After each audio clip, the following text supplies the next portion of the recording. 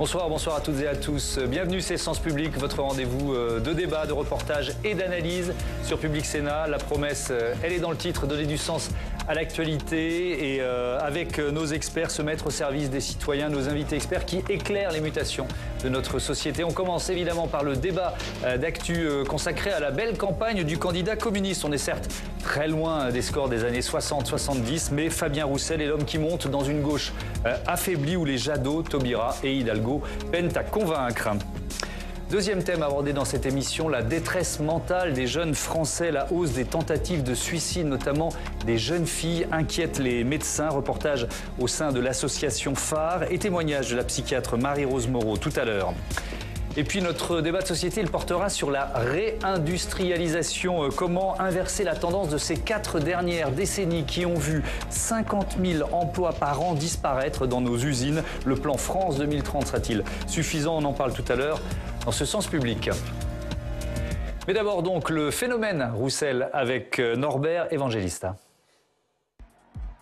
Il se présente comme le candidat de la France heureuse, de la bonne paye, la retraite à 60 ans et ça marche.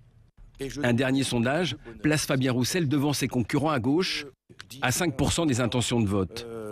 Un résultat sur lequel le candidat communiste surfe en toute allégresse. Je revendique le droit au bonheur. Et je dis même que le bonheur, c'est contagieux. Une contagion, certes, mais qui touche une France populaire, qui n'a pas cédé aux sirènes de l'extrême droite, mais loin de représenter l'ensemble de l'électorat de gauche. Tous ceux notamment pour qui le bonheur passe avant tout par une politique écologique qui n'a pas tout à fait sa place dans le programme du PCF. J'en ai marre, moi, d'une gauche et des écologistes qui donnent des leçons de morale, qui vous culpabilisent quand vous prenez la voiture, quand vous prenez l'avion, quand vous mangez de la viande, qui vous traitent de raciste quand vous êtes pour le nucléaire, ou qui vous disent que vous êtes raciste quand vous prenez un drapeau bleu-blanc-rouge. Eh bien moi, ma France, c'est le drapeau rouge et le drapeau bleu-blanc-rouge. Une provocation très loin de rendre heureux le Parti vert qui dénonce la démagogie et l'archaïsme d'une politique qui ne peut conduire qu'à éloigner l'horizon d'une gauche rassemblée. Je suis un nouveau Georges Marchal, on nous remet le modèle politique des années 80 avec forcément les idées des années 80 qui vont avec, le nucléaire, la bagnole, c'est forcément pas le projet que nous on porte. Qu'on soit à 4, à 5 dans les sondages, c'est pas la question c'est comment on fait pour reconstruire une gauche qui parle d'une même voix avec les mêmes, sans créer des clivages qui détruisent un peu les rassemblements possibles. Là actuellement le discours de Fabien Roussel, c'est de cliver à gauche et ça c'est dangereux pour l'avenir, c'est dangereux pour recréer une vraie force de gouvernement de gauche qui reflète toutes les palettes de la gauche, y compris la gauche communiste, la gauche écologiste. En attendant, le candidat des jours heureux entend bien jouer son rôle dès le premier tour et qui sait, dépasser le score des 2% atteint aux dernières élections présidentielles. Jusqu'où montera Roussel? Les gros plans sur les candidats de gauche dans ce débat avec mes invités. Marion Pariset, bonjour. Bonjour. Vous êtes secrétaire général du think tank Le Millénaire qui se qualifie, je vous cite, de gaulliste réformateur et guidé par l'intérêt national. Florent Vadillo, bonsoir. Vous êtes le directeur du think tank L'Hétairie, enseignant à Sciences Po, élu socialiste à Périgueux également. Pierre Jacquemin. Bonsoir, vous êtes rédacteur en chef de la revue Regard. Avec nous en duplex également, Céline Pilat, essayiste, fondatrice de Vivre la République. Et vous publiez C'est biens essentiels dans la collection Bouquins. Bienvenue à vous aussi. Laetitia Krupa, éditorialiste politique, bonsoir, Thomas. Est à mes côtés. Bonsoir Laetitia. Allez, un dernier. Alors les sondages, évidemment, il faut prendre les tendances, mais on regarde sondage Opinionway pour Radio Classique et Les Échos ce 15 février. Jean-Luc Mélenchon à 10%, Fabien Roussel à 5%, comme Yannick Jadot. Ensuite, on trouve Christiane Taubira et Anne Hidalgo à 3%. Est-ce que vous êtes d'accord pour dire que, tout simplement, il y a une percée Fabien Roussel? Je commence avec vous, Marion Pariset. Alors une percée, c'est beaucoup dire, mais en tout cas, il y a un phénomène Fabien Roussel qui est intéressant, puisqu'on voit finalement une guerre à gauche qui n'est pas tant une guerre pour la présidence, mais pour l'image, pour l'identité que se construira la gauche après ces présidentielles. Aujourd'hui, l'électorat de gauche a un peu fait une croix sur la victoire. Le candidat le plus avancé dans les sondages, c'est Jean-Luc Mélenchon. Mais comme Marine Le Pen, il est sorti de 2017 avec son image très, très esquintée. Et aujourd'hui, personne ne croit à sa victoire, par exemple, au second tour contre un Emmanuel Macron. Donc, ce qui se joue aujourd'hui, c'est bien la redéfinition de cette gauche. Et parmi cette redéfinition, On a un certain nombre de candidats qui se positionnent avec des marqueurs idéologiques très forts, des marqueurs sur l'antiracisme, des marqueurs sur l'écologie. Et Fabien Roussel, indirectement, il se retrouve un peu le porteur de la gauche traditionnelle. Et en cela, il évoque peut-être même plus que Anne Hidalgo une gauche classique. Florent Badillo, est-ce que finalement, c'est pas une sorte de phare, le mot est peut-être un peu fort, mais en tout cas une balise pour des électeurs de gauche qui sont totalement déboussolés, Fabien Roussel? Bon, d'abord, il y a un effet d'optique. Parce que j'ai jamais vu une campagne présidentielle commencer si tardivement. Ouais. Et je crois vraiment que les règles d'équité du temps de parole vont avoir une vraie vertu, c'est de remettre un tout petit peu de débat, parce que sur le terrain, pour l'instant, personne ne fait campagne. Hormis les communistes qui, effectivement, sont partis très tôt. Cela étant dit, il est évident qu'il y a un phénomène médiatique derrière Fabien Roussel, qui est à la fois le fait des médias, qui aiment bien ce genre de figure qu'on fait monter et descendre au gré des envies, et puis il y a un discours politique qui est beaucoup plus rassembleur que celui auquel le Parti communiste nous avait habitués. C'est un discours qui finalement, face à l'anxiété écologique, décide de porter un discours de positif, de ne pas faire du marqueur écologique un élément pivot du discours idéologique, ce qui est le cas par exemple au sein du Parti Socialiste ou d'Europe Écologie Les Verts évidemment, et donc qui de ce fait reprend de l'électorat qui était un tout petit peu perdu et qui retrouve des marqueurs assez simples, assez réconfortants, et de ce point de vue-là il agrège un électorat bien au-delà de la sphère d'influence du Parti communiste. Mais est-ce que vous diriez, Pierre-Jacques Mac, qu'on est quand même, et on le dit souvent quand on fait des débats politiques dans cette émission, dans la marge d'erreur des sondages finalement, quand il y a des écarts aussi faibles entre les candidats, ou est-ce que vous pensez qu'il y a quand même un mouvement, un petit phénomène? Alors sans doute, un sondeur vous dirait qu'il y a évidemment une marge d'erreur. Maintenant, je pense que tous les sondeurs sont unanimes sur le cas Fabien Roussel. Il se passe quelque chose du côté de sa candidature, et c'est vrai que quand il a démarré sa candidature, il était à 1%, 1,5%, et que là, le voir dans certains sondages jusqu'à 5%, ça fait presque 4 points et demi de plus que quand il a démarré. Donc oui, certainement, il attire un nouvel électorat. Je ne sais pas si c'est un électorat populaire. En revanche, ce que l'on constate, c'est que une partie de la gauche se retrouve dans ce discours de Fabien Roussel qui assumerait justement parler le langage qui touche les classes populaires, cette fameuse France des barbecues qui était annoncée comme telle par, j'ai oublié son nom, Nicolas Mathieu, l'écrivain Nicolas Mathieu, qui a réveillé un peu ce spectre qui existe aujourd'hui autour de Fabien Roussel. Et c'est vrai que le Parti communiste comme le Parti socialiste ont été les deux partis les plus structurants du XXe siècle, en tout cas à gauche, et qu'aujourd'hui ils se battent l'hégémonie, et c'est toujours l'erreur de la gauche, et de vouloir jouer à l'hégémonie. Et ce que vous disiez est tout à fait juste. Je pense que Fabien Roussel a acté que la gauche ne gagnerait pas l'élection présidentielle, qu'il ne serait pas lui-même président de la République. En revanche, on sait que derrière l'élection présidentielle, il y a les élections législatives, et donc le Parti socialiste qui a toujours été celui qui donnait le ton dans les accords de qui va être sur quelle circonscription, le Parti communiste joue sa partition. Il ne faut pas oublier une chose, je me souviens de la dernière campagne électorale qui était celle des européennes, le Parti communiste avait fait une très belle campagne avec Yann Brossat. On ne peut pas dire que ça s'est traduit véritablement dans les résultats à la fin. Ouais, vous parliez de Nicolas Mathieu. Tiens, justement, on a sélectionné un extrait de son interview dimanche sur France 5. On écoute le lauréat du dernier Goncourt pour Connemara.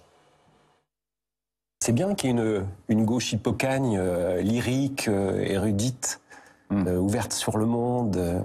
C'est bien aussi qu'il y ait une gauche bac pro, qui s'intéresse aux gens qui bossent dans les entrepôts, aux infirmières, aux gens qui conduisent des camions, des camionnettes dans les petites villes, etc. Les gens se sentent à la fois dédaignés, souvent méprisés dans leurs habitudes, peut-être culpabilisés. Et là, il inverse le rapport de force, c'est-à-dire que le ricanement se retourne, quoi. Et que, ouais, je pense que ça mobilise. J'ai vraiment entendu des gens autour de moi trouver ça vraiment super, quoi. Il y a une France des barbecues, oui. Laetitia, un mot?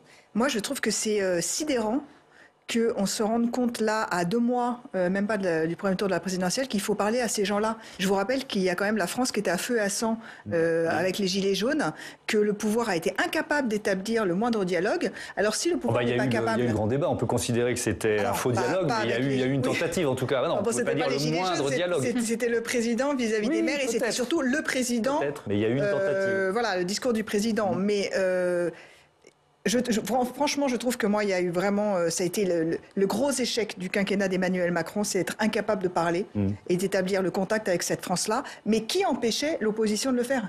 C'est sidérant d'entendre ça. Ah bah c'est bien qu'il y en ait qui parlent aux chauffeurs de camions. Bah oui, mais encore faut-il qu'ils leur parlent, parce que véritablement, on ne peut pas dire s'ils se mobilisent encore aujourd'hui, que par exemple la mobilisation des Gilets jaunes est aboutie d'une manière ou d'une autre aujourd'hui au convoi de la liberté, c'est qu'il n'y a pas de traduction politique vers laquelle ils ont envie d'aller. Et donc ça, c'est aussi l'échec de la gauche. Fabien Roussel a décidé de mener sa campagne. Oui, c'est le gros échec de la gauche.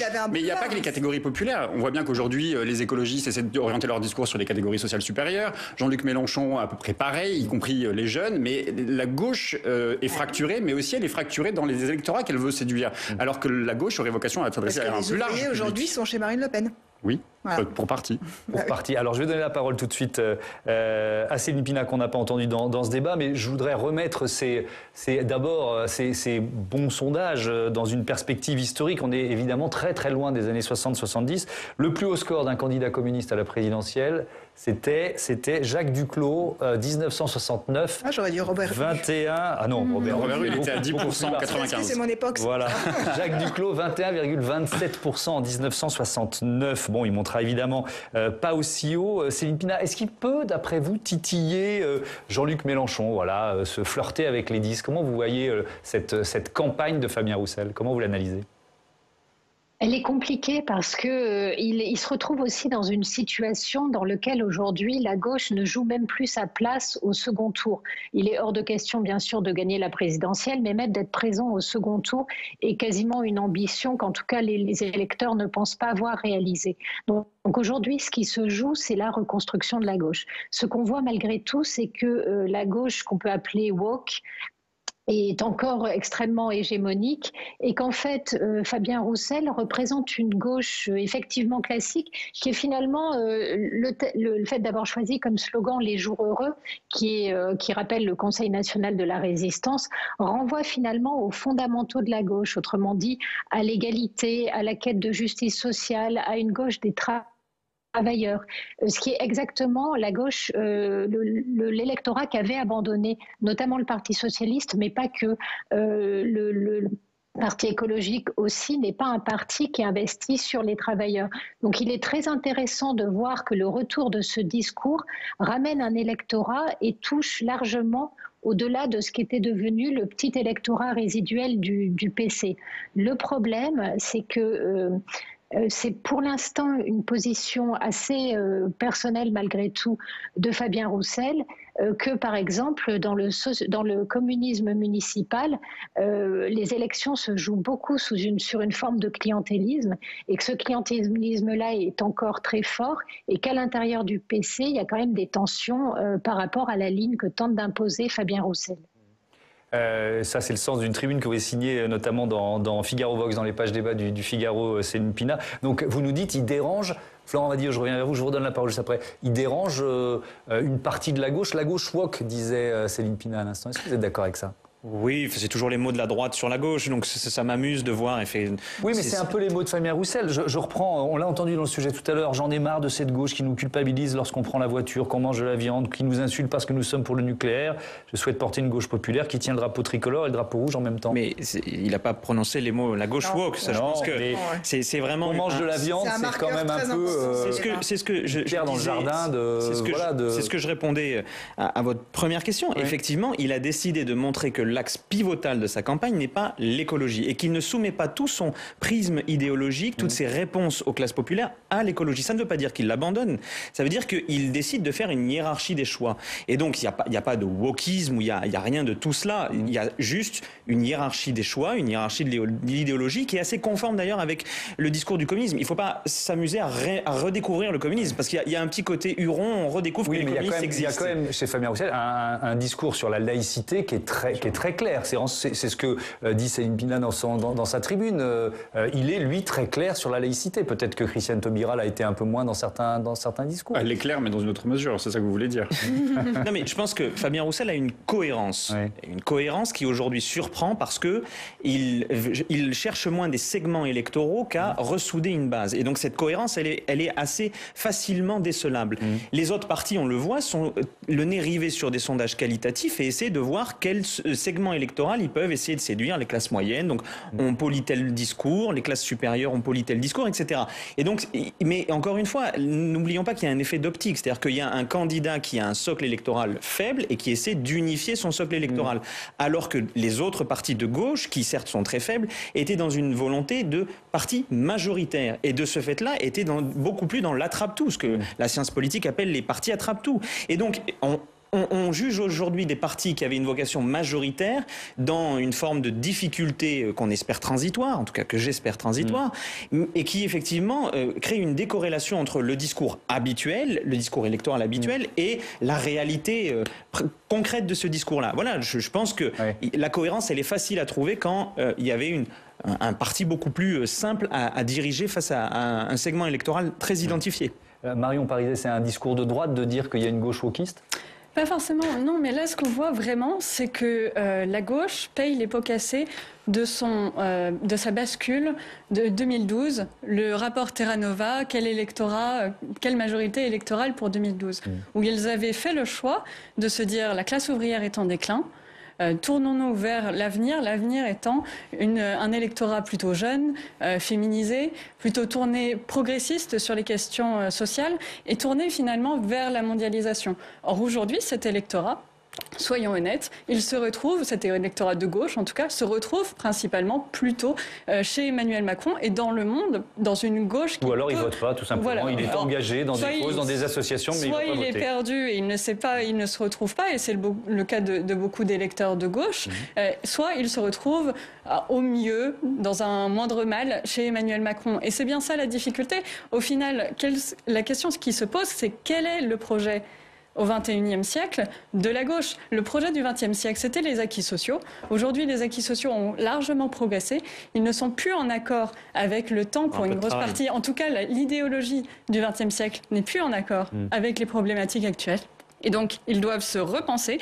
Les écologistes essayent de le faire en adoptant le prisme de l'écologie, de l'environnement pour faire une lecture de la société, mais c'est une lecture qui est totalement partielle et aujourd'hui qui ne convainc pas parce qu'elle reste décorrélée d'une capacité à gouverner et à gouverner plus largement sur l'ensemble des thématiques parce qu'ils apparaissent vraiment comme finalement une augmentation, une association augmentée, une association politique plus qu'un parti politique de gouvernement. Alors je vous propose on vient parler longuement de Fabien Roussel, on va parler de Christiane Taubira maintenant. Laetitia, vous avez analysé la candidature Taubira. Pour vous, c'est un paradoxe. Oui, parce qu'elle a été portée par le peuple pour se lancer dans la course et une fois qu'elle y était, elle a été lâchée.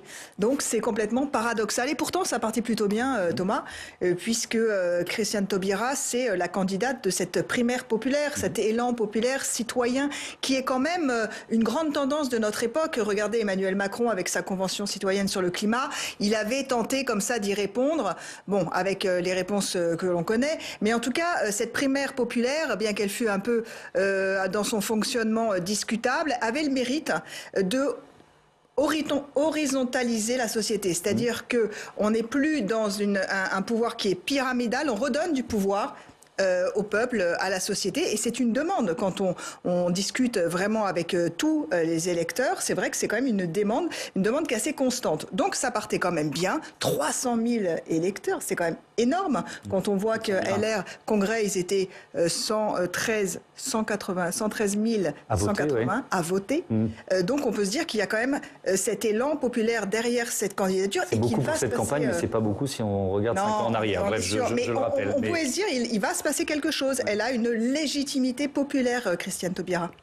Et finalement, non, puisque ça n'a pas pris, alors l'une des infos du jour, c'est que le Parti radical de gauche fait marche arrière. Oui, il a lâché Christiane Taubira sans le dire. Alors ça, c'est vraiment très étrange aussi en politique parce que c'est pas dit de façon cash et radicale, mais on le comprend. Et donc, Christiane Taubira répond un peu bravache hier sur Twitter en disant que c'est une péripétie dans un moment crucial pour le pays. La vérité, Thomas, c'est qu'elle a 73 promesses de parrainage, alors qu'il en faut 500 et qu'elle n'a plus que 20 jours maintenant pour aller à la course des parrainages. Donc elle se fait lâcher par un parti politique. Et autre signe qui montre quand même que sa campagne prend l'eau, le message qu'elle a posté par vidéo sur Twitter aussi. Regardez. Notre campagne est une campagne citoyenne. Elle a commencé grâce à vous et vous y êtes pleinement engagés autour de nos valeurs et de nos convictions partagées. Elle porte d'ailleurs votre empreinte. Elle est joyeuse, libre, vigoureuse et rigoureuse, dynamique, populaire. En attendant les 500 parrainages, nos moyens sont limités. Aussi, je viens vous informer que nous avons lancé un appel aux dons et je viens vous demander votre contribution, aussi modeste soit-elle. C'est compliqué quand on commence à appeler aux dons. Après, c'est un élan qui est assez cohérent. Si les citoyens l'ont porté dans la campagne, ils peuvent aussi l'aider parce qu'on sait qu'il faut bien sûr avoir des assises financières solides. Donc, ce n'est pas son moment, visiblement, à Christiane Taubira. C'est pas vraiment de sa faute, il me semble, puisque quand on additionne tous les votes de gauche, le peuple de gauche atteint péniblement les 25%. Et on voit bien que cette élection se fera apparemment plutôt à droite. Donc, vous savez, la politique, c'est vraiment un moment, c'est des questions de timing, de moment. Elle pensait que c'était sa fenêtre, enfin, et elle s'est complètement trompée. Effectivement, il y a une question de finance, Pierre Jacquemin, il ne faut pas l'oublier dans cette histoire. Le recul du Parti radical de gauche, c'est aussi le financement de la très courte, certes, campagne de Christiane Taubira, mais quand même campagne qui s'évapore. Oui, c'est important l'argent pour pouvoir organiser des meetings, des déplacements, pour pouvoir faire de la communication, évidemment. Le paradoxe, comme disait Laetitia, de Christiane Taubira, c'est que sa candidature repose sur une légitimité presque inédite à gauche, parce que c'est un mouvement citoyen qui a porté sa candidature, peut-être qui n'était pas la sienne d'ailleurs, qui était l'objectif de porter une candidature commune de toute la gauche. C'est elle qui finit par obtenir le suffrage majoritaire, même si c'est sur la base d'un consensus avec des bien, pas bien, insuffisants, les notes qui étaient données à chacun des candidats. Et le paradoxe, il est qu'elle est aussi une femme seule, c'est-à-dire qu'elle est peu entourée. Il y avait modestement le Parti radical de gauche qui vient de l'abandonner, mais on sait aussi pour quelles raisons il l'a abandonné. C'est pour des raisons assez vieilles, comme la politique est vieille. C'est des vieilles logiques boutiquières où on sait que derrière, en fait, les petits élus du PRG, il y a des circonscriptions à prendre et que c'est pas avec Christiane Taubira qui finiront par les avoir. Et que donc, du coup, ce qui s'est joué à travers la défection du Parti radical de gauche de Christiane Taubira, c'est que derrière, il y a des manipulations politiques avec sans doute une partie Europe Écologie Les Verts pour avoir des circonscriptions, sans doute une partie du Parti socialiste pour avoir d'autres circonscriptions. Donc, il se joue ça. Donc, c'est un peu la vieille politique. Manipulation, c'est des tractations. C'est des tractations. C'est vieux comme la politique. C'est tout ce que Christiane Taubira n'aime pas, et c'est la raison pour laquelle elle s'est inscrite dans cette dynamique qui était la primaire populaire, et ce que ne voulait pas la primaire populaire. Donc c'est pour ça qu'il y a un paradoxe, c'est-à-dire qu'elle a à la fois la légitimité, presque la plus grande légitimité à gauche, parce qu'elle a presque 400 000 personnes votants qui ont soutenu qui n'ont pas soutenu sa candidature, mais qui ont obtenu la candidature de Christiane Taubira. Et en même temps, c'est une femme seule. C'est une femme seule et qui a fait une rentrée en campagne assez mauvaise. Vous vous souvenez, le soir où elle est investie, elle nous explique qu'elle est en campagne et qu'elle va gagner 2002. L'élection il y a 20 ans. Elle rentre en campagne, elle est face en audition avec la Fondation Abbé Pierre. Elle sèche sur des questions qui sont des questions structurantes à gauche. On attend la gauche, toute la gauche disait mais il y en a ras-le-bol, on parle que d'identité, d'immigration, de sécurité. Elle a là une occasion de réintroduire un peu de gauche et d'avoir un discours fondateur de gauche à un moment de campagne. Il pourrait y avoir une bascule. Elle rate son entrée en campagne. Donc ça devient très très compliqué. Et puis il y a l'histoire des parrainages où on sait aussi que le Parti socialiste, les formations politiques, les partis politiques freinent de fer pour pouvoir empêcher les élus de parrainer et de marrainer Christiane Taubira. On va dire, est-ce qu'il y a une action du Parti socialiste, je rappelle que vous êtes secrétaire national, pour freiner, empêcher la candidature de Christiane Taubira?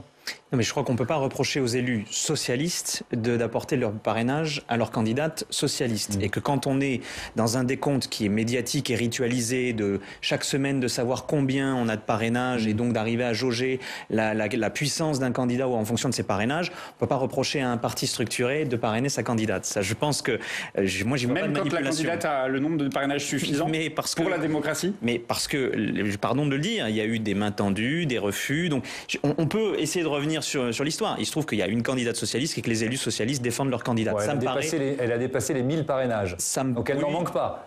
Non, mais Valérie Pécresse est à plus de 1500. Donc je veux dire, on peut aussi demander à Valérie Pécresse. Elle va peut-être en donner 500 à Christiane Taubira parce que cette élection est très imprévisible. Ça serait une preuve de philanthropie, mais comme dit Oscar Wilde, les philanthropes perdent tout sens de l'humain. Non, je voudrais dire un point, c'est que la candidature de Christiane Taubira, c'est un égo trip. Et que le principe d'un égo trip, c'est qu'on est seul. Et que là, je pense que Christiane Taubira, elle est en train de sortir de son ego trip. C'est pour ça que c'est extrêmement violent. C'est violent. Parce qu'elle a voulu être hors des partis. Très bien, mais les partis amènent des parrainages et du financement. Elle a voulu s'abstraire de toute base idéologique et programmatique. Très bien, elle sèche sur à peu près tous les sujets.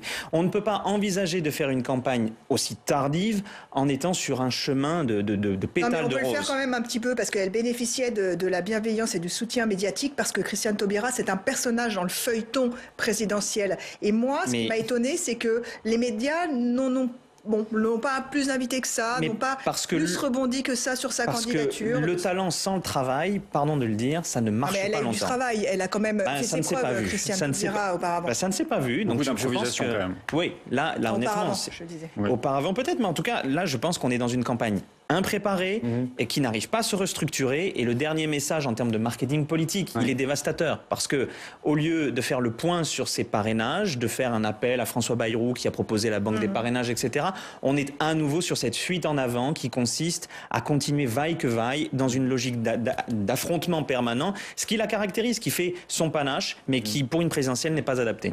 Céline Pina, est-ce que Christiane Taubira, c'est la gauche woke dont vous parlez dans votre tribune? En tout cas, elle fait une erreur de fond, Christiane Taubira, c'est que le PRG, la seule identité qui restait au PRG, c'était justement un rapport à une laïcité extrêmement forte, une laïcité sans adjectif. Et la première sortie qu'elle fait vise justement à tirer un peu à balles réelles sur cette forme de laïcité. Donc, elle ne pouvait que crisper son parti et surtout, elle abandonnait une forme d'identité qui aurait pu, sur laquelle elle aurait pu avoir un discours en tout cas. Donc ça, je pense que c'était une erreur. Et l'autre erreur, c'est que malgré tout, il n'y avait pas vraiment d'élan citoyen. C'est-à-dire que c'est parti sur une idée qu'il fallait une candidature unique, qu'il fallait un rassemblement de la gauche. Et ça a très très mal commencé puisque des gens se sont retrouvés candidats sans vouloir l'être, puisque il y a eu, on n'a pas oublié, le jeune homme, M. Gribowski, faisant un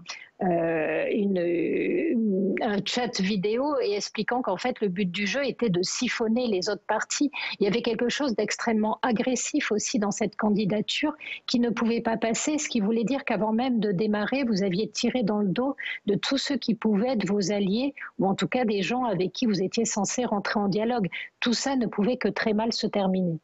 Et plus généralement, peut-être un peu plus si on analyse cette campagne au-delà de la gauche, est-ce que la gauche n'est pas en train ou n'a pas perdu la bataille des idées dans cette campagne présidentielle, tout simplement, peut-être par manque de travail. Vous parliez du travail de Christiane Taubira, mais on peut aussi retourner l'argument à d'autres candidats. En tout cas, la gauche, une grande partie des partis de gauche, et c'est ce qui fait la différence de Fabien Roussel, a choisi de renier les totems qui faisaient vraiment sa différence jusqu'à maintenant.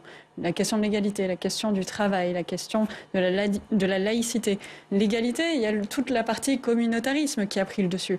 Sur la question du travail, on a beaucoup de références à des questions qui relèvent plus de l'assistance que de la valorisation du travail.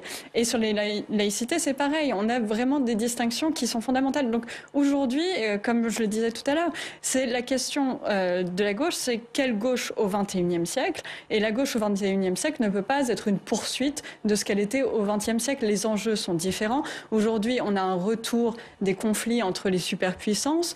Et si on se contente de vouloir simplement aligner les individus et de mettre l'individu au cœur du projet de société sans avoir une réflexion sur l'État, la nation, ce qu'elle peut porter, c'est voué à un échec.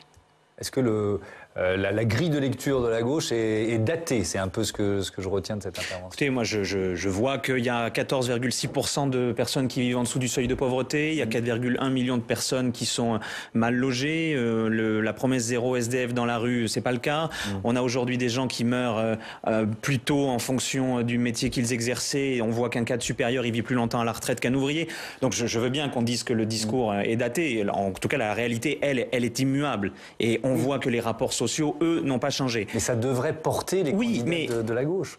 Moi, j'entends le réquisitoire qui est fait sur une gauche qui n'a pas travaillé, etc. Ah, quand même, Jean-Luc Mélenchon a travaillé. Mais non, mais son programme, il est nourri, il est après. C'est un peu le même que... disons-le. D'accord, mais bon. Tous les partis ont travaillé. On peut juger le travail mauvais, pas adapté, etc. Mais tous les partis ont travaillé. Le Parti socialiste a fait un long travail programmatique. Jean-Luc Mélenchon l'a fait, l'Europe Écologie l'a fait sur plein de sujets, notamment sur les questions de sécurité. C'est pas du tout le même discours 2017-2022. Mais posons-nous la question d'abord de l'incapacité de la gauche de se faire entendre pendant un quinquennat. Et c'est en partie le jeu des institutions. Sous la Ve République, quand vous êtes ultra minoritaire, vous restez ultra minoritaire. Et il y a eu cet effondrement qui a créé aussi un effet de blast qui fait que les partis n'ont pas su remonter en selle. Et puis effectivement, il y a eu des errements, des errances qui n'ont pas aidé à la gauche à se repositionner. Mais n'allons pas faire un procès totalement inique. Je pense qu'il y a eu des choses qui ont été faites, pas suffisamment. La preuve en est que les résultats ne sont pas les bons. Le Parti socialiste. On se demandait hier si la droite n'avait pas manqué aussi de travail programmatique. Je le crains. Vous voyez, c'est pas, ça touche pas seulement la gauche. Quentin Calmet peut nous rejoindre tout de suite. Bonsoir Quentin, bienvenue. Bonsoir à tous. Pour un récit, parce que la candidate socialiste Anne Hidalgo était au Sénat ce matin et vous avez pu la suivre. Oui, tout à fait. Elle descendait tout juste de l'avion qui la ramenait des Antilles où elle vient de passer 3 jours. Et donc ce matin, effectivement, elle est venue rendre une visite à l'occasion de la réunion du groupe des sénateurs socialistes. Vous savez, ils sont une soixantaine au Sénat. C'est un groupe assez important. Il y a même une dizaine de députés qui ont fait le déplacement pour l'occasion. Et c'était aussi un moment pour affirmer que les socialistes sont, je cite, la première force parlementaire de gauche. Vous voyez cette photo de famille un peu générale, avec aussi un parti de gouvernement, ont bien voulu redire aussi les sénateurs ce matin. Et donc à la clé, cette photo de famille et un petit échange avec la candidate. Écoutez. Super, ce matin. Souvenir, c'est une photo en action, ça, c'est pas encore les souvenirs. Là, on est à la conquête. Donc, non, les souvenirs, on verra plus tard. Voilà, la candidate qui a passé au total 1h30 avec ses parlementaires ce matin au Sénat, avec une discussion qui a beaucoup tourné autour du fond du programme, avec des remontées aussi des élus, parfois ceux qui étaient en visio, des remontées de terrain aussi sur les difficultés programmatiques. Et ce climat général, les mauvais sondages, comment sont-ils vécus ? C'est vrai, Thomas, que le JDD a calculé la moyenne des différents sondages sur une semaine et qu'elle est donnée à 2,4% d'intention de vote sur cette moyenne. Alors tout à l'heure, quand on lui a demandé si la rencontre avec les parlementaires était l'occasion de reprendre aussi un peu de souffle, ces questions, ça a semblé un peu l'agacer. Écoutez à nouveau cet échange. Alors, comment vous dire, le souffle, j'en ai, voilà.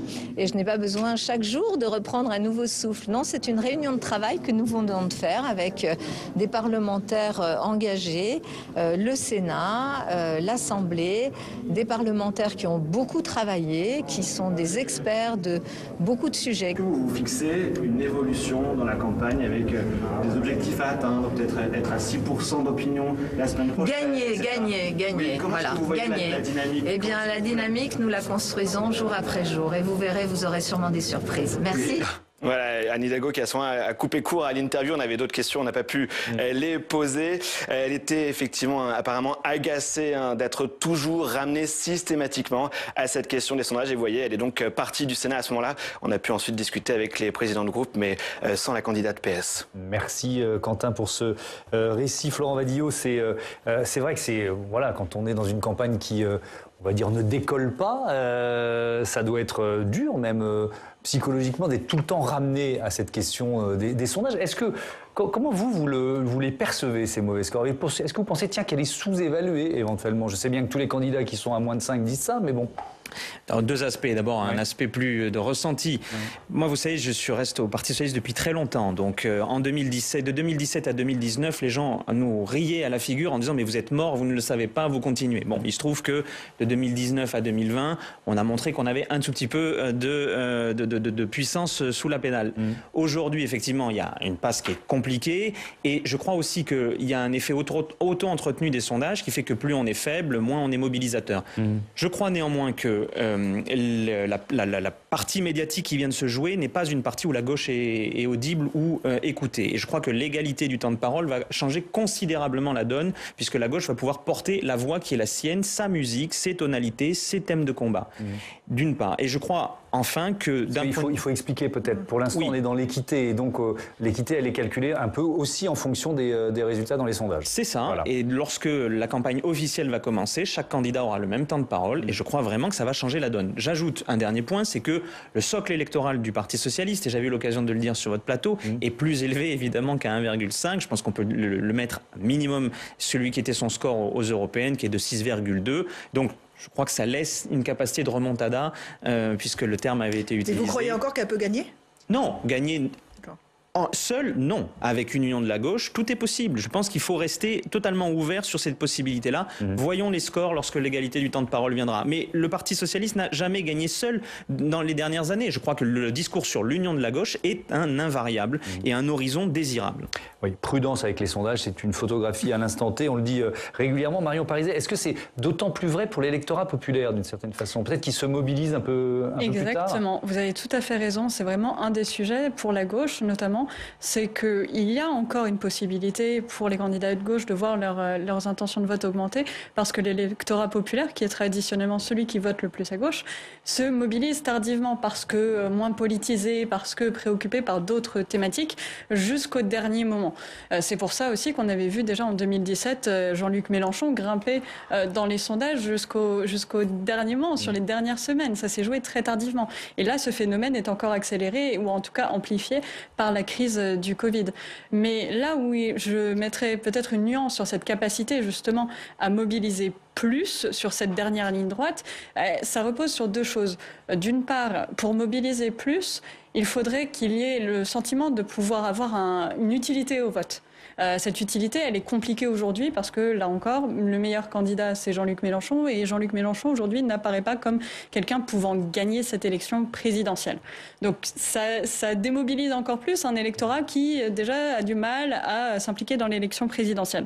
Et deuxième point, c'est donc qu'on a un certain nombre d'électeurs qui pourraient tout simplement faire un choix autre, peut-être de voter contre la droite en choisissant Emmanuel Macron, ou simplement pour un autre candidat, peut-être même de droite, pour se débarrasser d'Emmanuel Macron. Contestataire aussi. Mais c'est marginal, mais ça peut aussi jouer sur la capacité à mobiliser.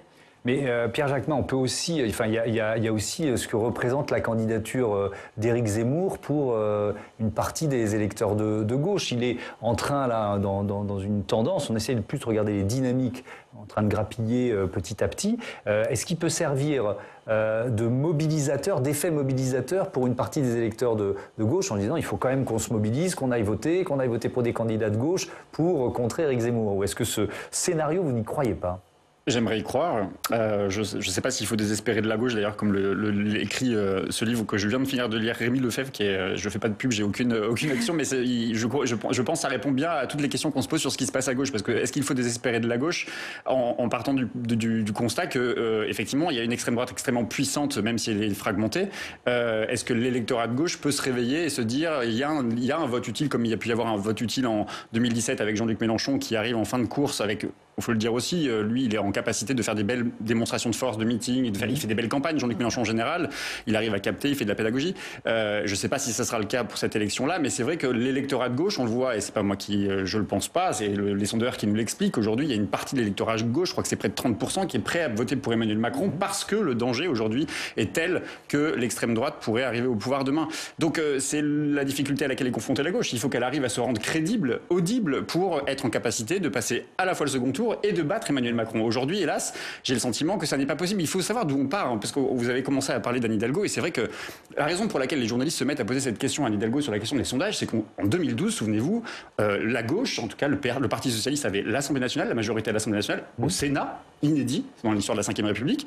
Donc évidemment, c'était eux qui étaient au pouvoir à l'élection présidentielle. Enfin, il y avait François Hollande, le gouvernement était de gauche, des grandes villes de gauche, toutes les régions presque à gauche. Et aujourd'hui, la candidature de la socialiste à 2%, ça paraît effectivement totalement surprenant. Alors même que la social-démocratie aujourd'hui en Europe, en Allemagne, en Espagne, au Portugal, se porte plutôt pas trop mal. Donc je pense que Anne Hidalgo pâtit évidemment, et ça, elle ne le dit pas suffisamment, je trouve, du quinquennat de François Hollande. Ça, je pense que tout le monde en est conscient, mais je trouve qu'elle n'est pas suffisamment critique peut-être peut-être elle ne se met pas suffisamment en retrait, ou en tout cas l'inventaire peut-être du Parti socialiste n'a-t-il pas été suffisamment fait pour que le Parti socialiste redevienne une force un peu crédible, avec un discours qui est dont elle dit qu'elle est même plus radicale parfois que Jean-Luc Mélenchon. Donc pour en arriver là, il faut quand même que l'inventaire ait été fait, ou en tout cas qu'il y ait un regard critique, parce que quand Bernard Cazeneuve nous explique que le Parti socialiste n'a pas fait, n'a pas suffisamment travaillé, bon bah il est aussi un des héritiers, il est aussi un des réacteurs, ou en tout cas un des responsables quand même de l'état de la social-démocratie en France.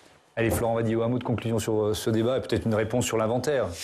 Moi, je dirais qu'il y a un élément de distorsion majeur aujourd'hui qui est une partie de notre inventaire. Hélas, c'est Emmanuel Macron. Tant que Emmanuel Macron restera en responsabilité, tant qu'il cultivera ce en même temps totalement factice, tant que certains électeurs peu socialisés, peu politisés croiront encore qu'une politique de gauche peut être conduite par Emmanuel Macron, qu'il est un rempart contre l'extrême droite, de fait, une partie de l'électorat de la gauche social-démocrate, une partie de l'électorat de gauche ne se retrouvera pas dans ces petits candidats actuellement. Donc je pense qu'il faut briser le mirage Macron, et une fois que cela sera fait, je pense qu'on va arriver peut-être à repolariser une vie politique avec des débats qui seront plus sains et surtout beaucoup plus porteurs dans la transformation de la société. Ça peut prendre 2 mois ça, ou ça va prendre 5 ans? Écoutez, laissez-moi quelques mois pour vous répondre. On suivra ça. Merci beaucoup, merci à tous d'avoir participé à ce débat. Céline Pina, merci. Je rappelle le titre de votre livre, c'est Biens essentiels.